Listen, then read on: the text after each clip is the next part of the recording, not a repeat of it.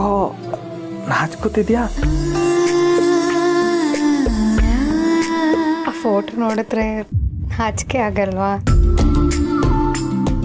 ಇದ್ರಾಗ ನಾಚಿಕೆ ಆಗೋದೇನೈತೆ ಪಾರೋ? ಒಂದು ಹೆಣ್ಣು ವಯಸ್ಸಿಗೆ ಬರೋದು, ಆಮ್ಯಾಗ ಗರ್ಭಿಣಿ ಆಗೋದು, ಇದೆಲ್ಲ ಆ ಪ್ರಕೃತಿ ನಿಯಮ ಅಲ್ವಾ?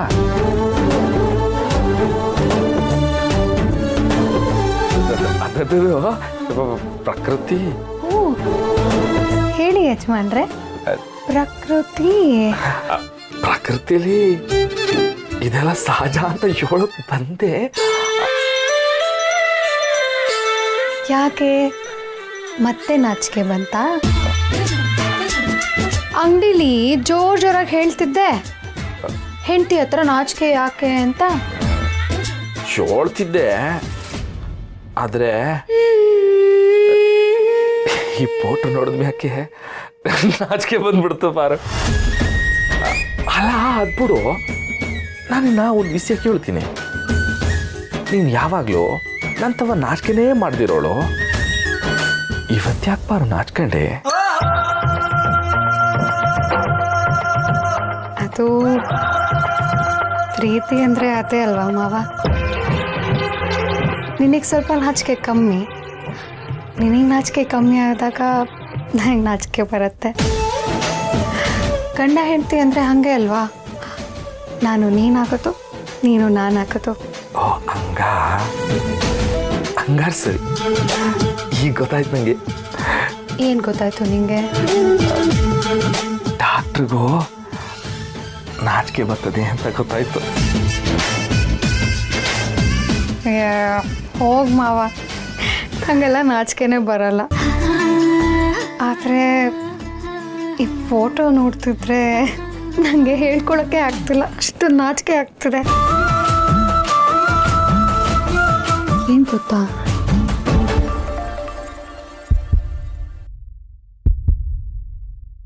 ಪಾರು, ನೀ ಹತ್ರಕ್ಕೆ ಬಂದ್ರೆ ನನ್ನ ಕೈ ಕಾಲೇ ಆಡಕ್ಕಿಲ್ಲ ಪಾರು. ನಾನು ಮಾತ್ರೆ ಕೊಡ್ತೀನಿ, ನಿನ್ನ ಕೈ ಕಾಲೇ ನಡ್ಕಲ್ಲ. ಯಾವ ಮಾತ್ರೆ? ಪಾರು 650, ಶಿವು ಆಕ್ಷನ್ 500 ಅಂತ. ಎರಡೂ ಒಟ್ಟಿಗೆ ತಗೊಬೇಕು. ಪಾರು, ಇದ್ಯಾಕೋ ಬ್ಯಾರೆ ಥರನೇ ಆಯ್ತಾಯ್ತಲ್ಲ ಪಾರು. ಅಲ್ವಾ? ಪಾರು, ನಾಳೆ ಗಂಡಿನ ಕಡೆಯವರೆಲ್ಲ ಬರ್ತವ್ರೆ, ಅದಕ್ಕೆ ಎರಡೂ ಮಾತ್ರೆನ ಎತ್ತಿಟ್ಟಿರೋ. ನಾಳೆಗೆ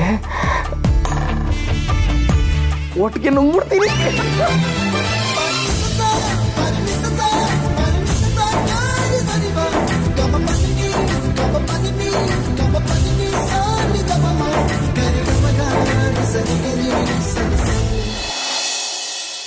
ಅಪ್ಪಯ್ಯ, ಆದರೂ ನಿಮ್ಮದು ಪಿಲಾನ್ ಕಣಪ್ಪಯ್ಯ.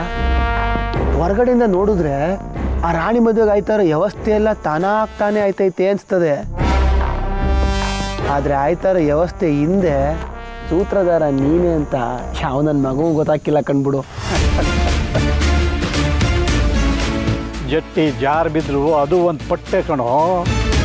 ನೋಡಿದವ್ರಿಗೆ ಈ ವೀರಭದ್ರ ಸೋತ್ ಹೋದ ಅಂತ ಕಾಣಿಸುತ್ತೆ, ಆದರೆ ಗೆಲ್ಲೋದಕ್ಕೆ ನನ್ನ ಹತ್ರ 100 ಅಸ್ತ್ರಗಳಿದೆ. ಸೋತು ಗೆಲ್ಲೋದೇ ಈ ಮಾರಿಗುಡಿ ವೀರಭದ್ರ. ಸಾಮಾನ್ಯದನ್ನೆಲ್ಲ ಕಣ್ಬಿಡಪ್ಪಯ್ಯ ನೀನು. ಚಿಕ್ಕಣಿ, ನೀವೇನು ಸಾಮಾನ್ಯ ಅನ್ಕೊಂಡಿದ್ದೀರಾ? ಅವ್ರ ಹೊತ್ತು ನಾವು ಗುಂಡಿಗೆ ಬೆಳೆಸ್ಕೊಳ್ಳೋಕ್ಕೆ ನೀವು ಮಾಡ್ತಾಯಿರೋ ಕೆಲಸ ಒಂದ ಎರಡ. ನೋಡು ಜನಗಳು, ಹುಡುಗ ಇದ್ದರೆ ಹೆಂಗಿರ್ಬೇಕು ಅನ್ಕೋಬೇಕು, ಆದರೆ ನೀವು ಹೆಂಗೆ ಅಂತ ನನಗೆ ಗೊತ್ತಿಲ್ವ್ರಾ?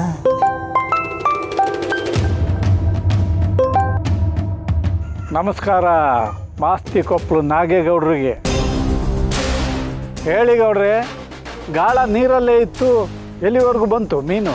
ವೀರಭದ್ರಯ್ಯನವ್ರೆ, ಗಾಳ ಹಾಕಿರೋದು ಯಾರು ಅಂತ ಮೀನಿಗೂ ಗೊತ್ತಿರ್ತದೆ. ಬೇಟೆಗಾರ ಸಡೆ ಆದರೆ ಮೊಲ 3 ಕಾಲಲ್ಲಿ ಓಡೈತದೆ. ಅದೇ ಬಲಾಢ್ಯನಾಗಿರೋನು ಬಿಲ್ ಹಿಡ್ಕೊಂಡಿದ್ರೆ 7 ಸರ್ಪ ಕೂಡ ಶರಣಾಗ್ತದೆ. ಏನಂತಾನೆ ನಮ್ಮ ಶಿವು? ಅನ್ನೋದೇನಿದೆ ಮಾವ, ನೀವು ಮಾಡಿರೋ ಪ್ಲ್ಯಾನ್ಗೆ ಬಿದ್ದು ಉಳ್ಳಾಡ್ತವನೆ. ನಾಳೆ ಆ ಶಿವ ಮನೆಗೆ ಎಲ್ಲ ಹೆಣ್ಣು ನೋಡೋಕೆ ಹೋಯ್ತಾವ್ರೆ. ಗೌಡ್ರೆ ನೀವು ಬರ್ತೀರಾ? ಬೆಂಕಿ ಹಚ್ಚೋನು ನಿಂತ ಜಾಗದಲ್ಲೇ ಕಡ್ಡಿಗೀರಲ್ಲ, ಕಡ್ಡಿ ಗೀರಿ ಬೆಂಕಿ ಬೀಳೋ ಜಾಗಕ್ಕೆ ಎಸಿತಾನೆ. ನಾನು ದೂರನೇ ಇರಬೇಕು, ನೀವು ಹೋಗಿ ಬನ್ನಿ, ನಾನು ಇಲ್ಲಿಂದಲೇ ಬೆಂಕಿ ಹಚ್ತೀನಿ. ದಗ ದಗ ದಗ ದಗ ಅಂತ ಹೊತ್ತಿ ಉರಿದು ಬಿಟ್ರೆ ಶಿವನ ಮನೆಗೆ ಯಾರಿದ್ರು ಅನ್ನೋ ಸಾಕ್ಷಿನೇ ಗೊತ್ತಾಗ್ಬಾರ್ದು. ಮಾವ ನೀವೇನೋ ಹೋಯ್ತಿಲ್ಲ, ಆದರೆ ನನ್ನೂ ಬರಬೇಡ ಅಂತವನ ಅಣ್ಣಯ್ಯ. ಸೋಮೇಗೌಡ, ನೀನು ಹೋಗಿ ಮಾಡುವಂಥದ್ದು ಏನಿದೆ? ಅಲ್ಲ, ಹೋಗಿದ್ರೆ ಪಾರ್ವತಿನ ಒಂದ್ಕಿತ ನೋಡ್ಬೋದಿತ್ತು ಅಂತ ಅಷ್ಟೇ. ತೆಂಗಿನ ಮರ ಏರೋನ ಅಂಡನ್ನ ಎಲ್ಲಿವರೆಗೂ ಹಿಡ್ಕೋಬೋದು? ನೀವು ಅಲ್ಲಿಗೆ ಹೋಗೋದು, ಹಳೆ ವಿಷಯಗಳೆಲ್ಲ ನೆನಪಾಗೋದು, ಸಣ್ಣದಾಗಿ ಮಾತು ಶುರು ಆಗೋದು, ಅದರಿಂದ ಸಂಬಂಧಗಳು ಹಾಳಾಗೋಗುತ್ತೆ. ನೀವು ಹೋಗೋದು ಬೇಡ, ನಾಗೇಗೌಡರು ಹೋಗಲಿ, ನೀವು ಮನೇಲೇ ಎಲ್ಲ ನೋಡ್ಕೊಳ್ಳಿ.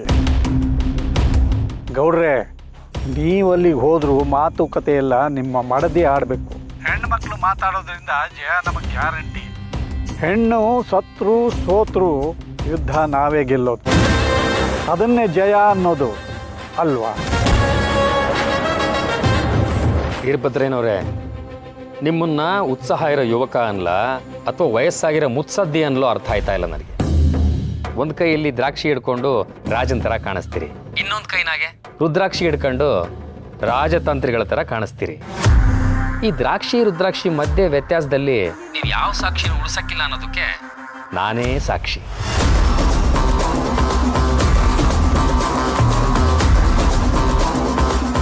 ಆಯ್ತು. ಹಾಂ,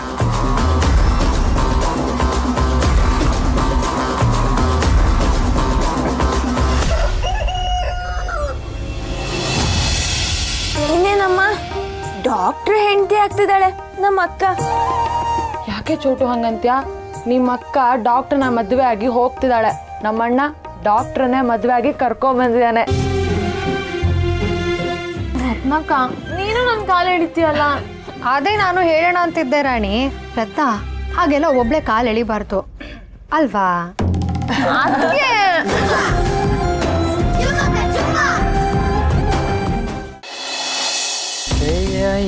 ಇವಂದೇನ್ಲ ಕೂದ್ಲ ಅಥವಾ ಶಾವಿಗೆನ ಒಣಗ್ ರಟ್ಟಾಗಿ ಹೋಗ್ಬಿಟ್ಟೈತೆ. ಅಣ್ಣವ್, ಒಂದಿನಕ್ಕಾದ್ರೆ ಎಣ್ಣೆ ಹಚ್ಕೊಂಡು ಬಾಚ್ಕೊಳಕ್ ಬಿಟ್ಟಿದೀವ ನಾವು ಇವನ್ಗೆ.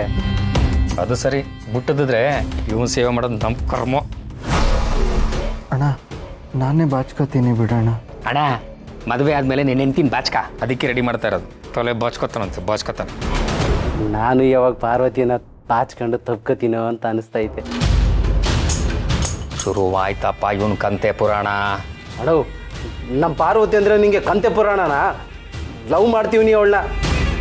ಸಿಟಿಗೆ ಏನಾರು ಹೋದ್ರೆ ಬೇಕಿದ್ರೆ ಅವಳ ಹೆಸರನ್ನ ಎದೆ ಮೇಕೆ ಅಚ್ಚೆ ಉಯಿಸ್ಕೊಂಡು ಬರ್ತೀನಿ ಅಂತ ಗಂಡಸು ನಾನು. ಅಚ್ಚೆ ಹಾಕ್ಸ್ಕೊಂಡ್ ಬಂದ್ಬಿಡ್ತೀಯಾ? ಆ ಶಿವ ಎದುರುಗಡೆ ಬರ್ತಾ ನಿಂತ್ಕೊಂಡು ಉಚ್ಚ ಹೋಯ್ತಾ ಇರ್ತೀಯ, ಅವಾಗೆಲ್ಲ ಹೋಗಿರ್ತದೆ ಗಂಡಸ್ತಾನ. ಅಂದ್ರೆ ನೀನು ನಮ್ಮ ಲವ್ಗೆ ಸಪೋರ್ಟ್ ಮಾಡೋಕ್ಕಿಲ್ವಾ? ಸೋಮ ಲೇ ಸೋಮ, ನಾಲ್ಗೆ ಮ್ಯಾಗ ಸಕ್ಕರೆ ಬಿದ್ರು, ಸಕ್ಕರೆ ಮ್ಯಾಗ ನಾಲ್ಗೆ ಬಿದ್ರು ಸಿಹಿ ಆಗೋದು ನಾಲ್ಗೆನೇ ಕಲ. ನಮ್ಮ ಮನೆಯವರು ಶಿವನ ಮನೆಯವ್ರನ್ನ ಒಪ್ಪಿದ್ರು, ಶಿವನ ಮನೆಯವರು ನಮ್ಮ ಮನೆಯವ್ರನ್ನ ಒಪ್ಪಿದ್ರು, ಮದುವೆ ಆಗೋದು ಇವಂದೇ ಕಲ. ನಿಂದು ಪಾರ್ವತಿದು ಇವನ್ ಮದುವೆ ಆದ್ಮ್ಯಾಕೆ. ಅಲ್ಲ ಏಯ್ ನೀನೆಲ್ಲ ನೋಡ್ತಿದ್ಯಾ?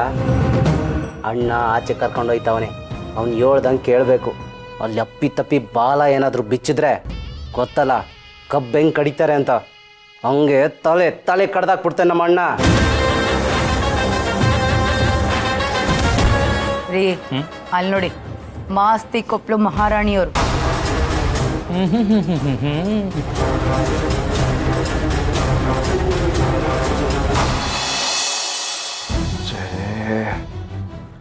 ಗಡಿಬಿಡಿಲಿ ಮಾವಂಗೆ ಹೇಳೋದನ್ನ ಮರ್ತ್ಬಿಟ್ನಲ್ಲ. ಮಾವ ಇಲ್ಲದೆ ಮನೇಲಿ ಯಾವ ಒಳ್ಳೆ ಕೆಲಸನೂ ಹಾಕಿಲ್ಲ. ಈಗಲೇ ಫೋನ್ ಮಾಡ್ಬಿಡ್ತೀನಿ.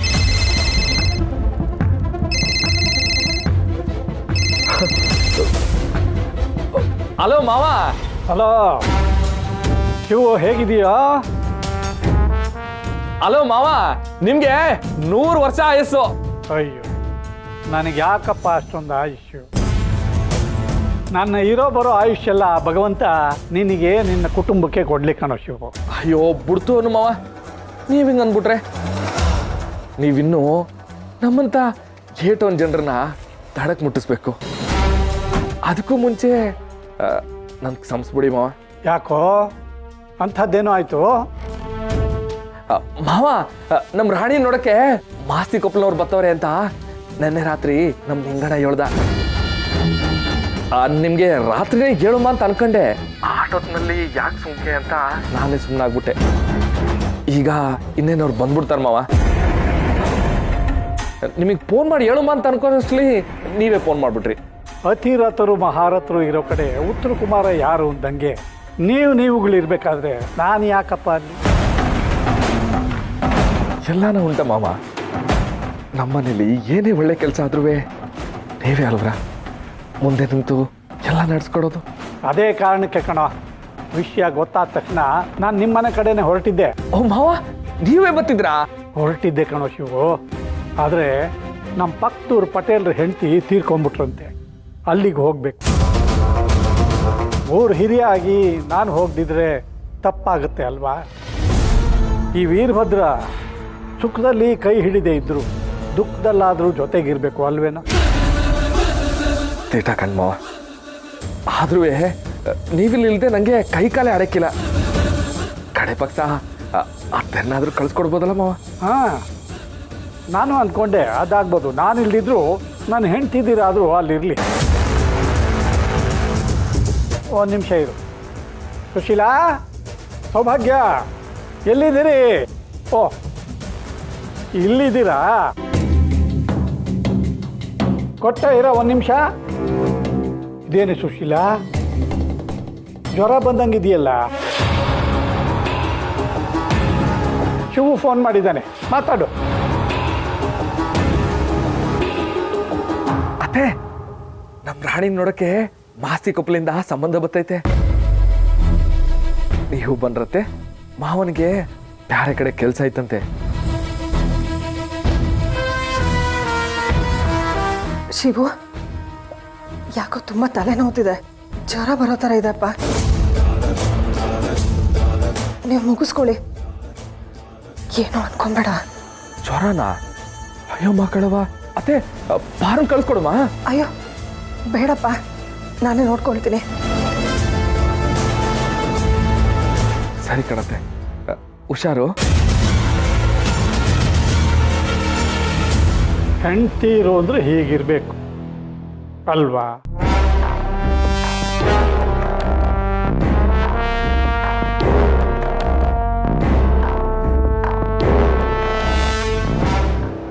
ಸುಶೀಲಾ, ಏನಾಯ್ತು?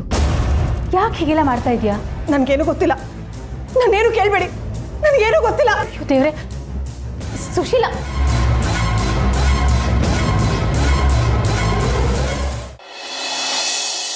ಹಾ, ಮಾಸ್ತಿ ಕೊಪ್ಲಿಗೆ ಹೋಗೋ ನಮ್ಮ ಯುವರಾಣಿ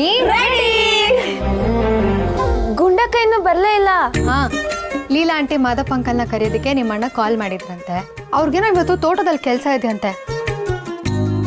ನಮ್ಮ ಪರವಾಗಿ ಮಗ ಸೊಸೆನ ಕಳಿಸ್ತಿದ್ದೀವಿ, ಮಾತುಕತೆಗೆ ಎಲ್ಲರೂ ಒಟ್ಟಿಗೆ ಸೇರೋಣ ಅಂತ ಹೇಳಿದ್ರಂತೆ. ರಶ್ಮಿ ಸೀನಾ ಇನ್ನೇನು ಬಂದ್ಬಿಡ್ತಾರೆ ಅನ್ಸುತ್ತೆ.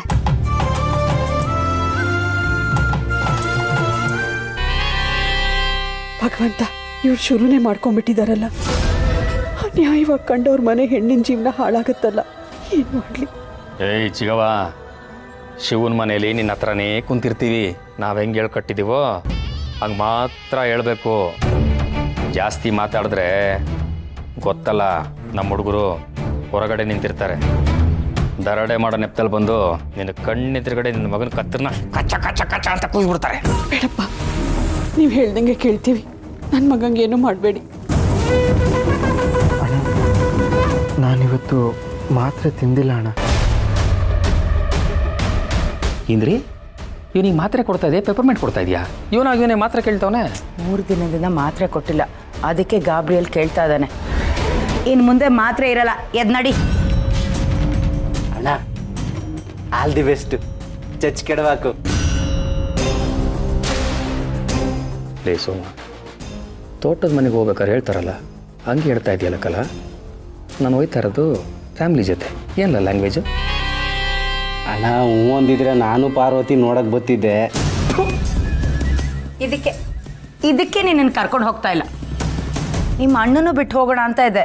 ಯಾಕೆ ಅಂದರೆ ಇವ್ರಿಗೂ ಆ ಮನೆಗೂ ಅಷ್ಟಕ್ಕಷ್ಟೇ. ಗಂಡನ ಬಿಟ್ಟು ಬೀಗ್ ಥರ ಮಾಡೋದಕ್ಕೆ ಬಂದಿದ್ದಾಳೆ ಇಂದ್ರ ಅಂತ ಅಂದ್ಕೊಳ್ಬಾರ್ದು ಅಂತ ಇವ್ರನ್ನ ಕರ್ಕೊಂಡು ಹೋಗ್ತಾ ಇದ್ದೀನಿ. ರೀ ನಡೀರಿ. ಬನ್ನಿ ಮನು ಸರ್. ಚಿಕ್ಕವ್ವ ಬನ್ನಿ ಬನ್ನಿ.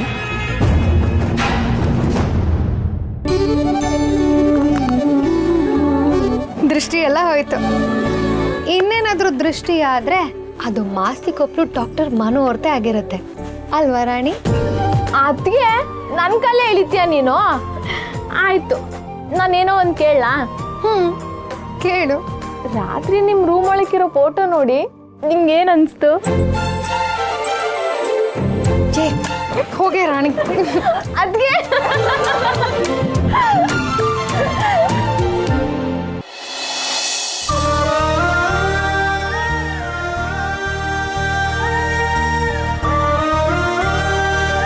ಅಬ್ಬಬ್ಬಬ್ಬ ಏನ್ಲ ಕೊಡಂಬಿ, ನೀನೇ ಎದ್ದೋಗಿ ಪ್ರೋಟೀನ್ ಪೌಡರ್ ತರೋ ರೇಂಜ್ ರೆಡಿ ಆಗ್ಬಿಟ್ಟಲ್ಲ.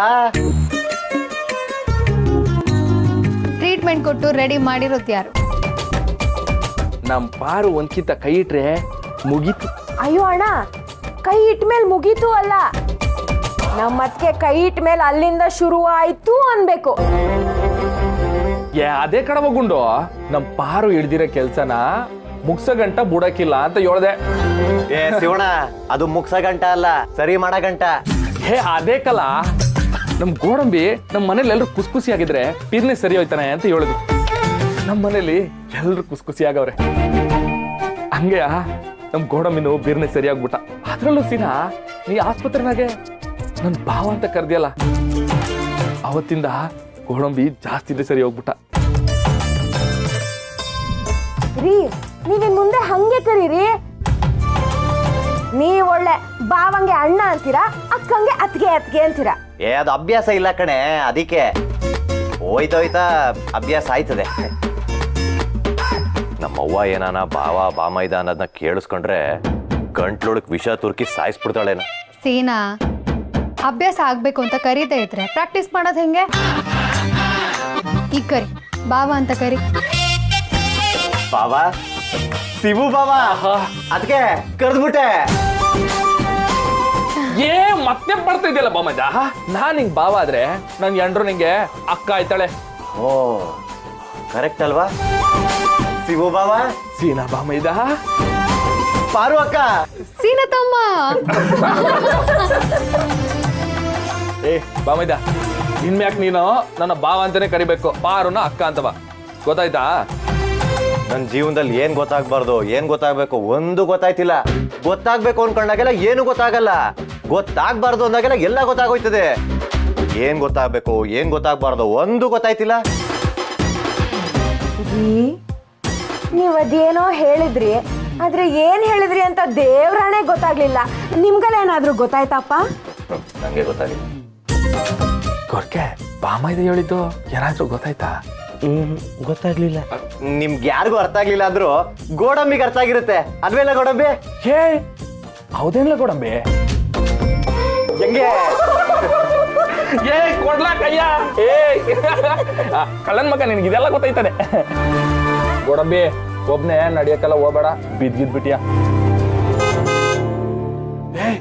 ಕಾರ್ ಬತ್ತುಕಲ್ಲ, ಕಣ್ ಕಡೆಯವರು ಅರು ನೀ ಹೋಗಿ ರಾಣಿ ತಯಾರಾಗೋಳ ಅಂತ ನೋಡು. ಬರ್ಲಾ ಹೋಗಮ್ಮ, ಬಾರ್ಲ ಬಾಮೈದ. ನೀನ್ ನಡಿ ಬಾವಾ. ಬಾರ್ಲಾ.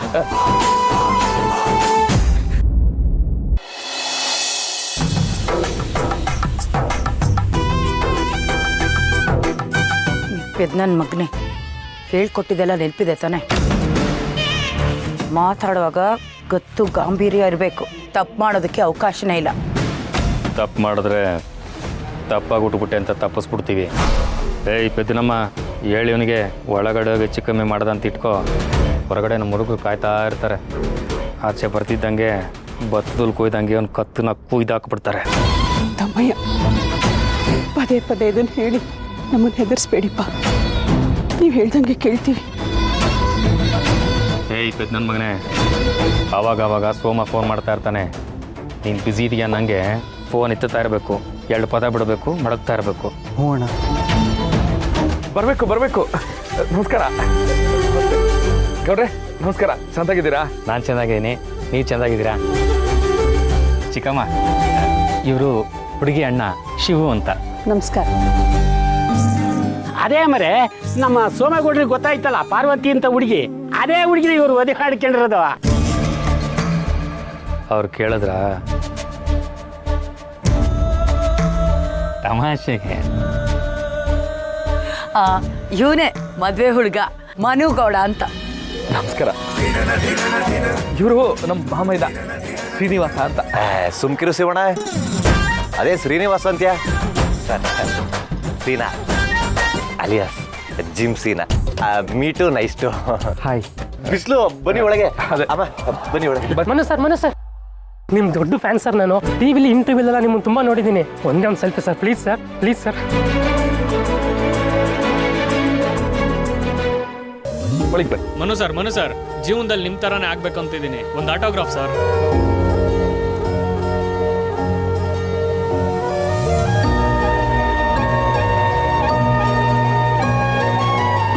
ಸರಿ ಬನ್ನಿ ಒಳಕ್ಕೆ. ಸೀನಾ ಕರ್ಕೊಂಡು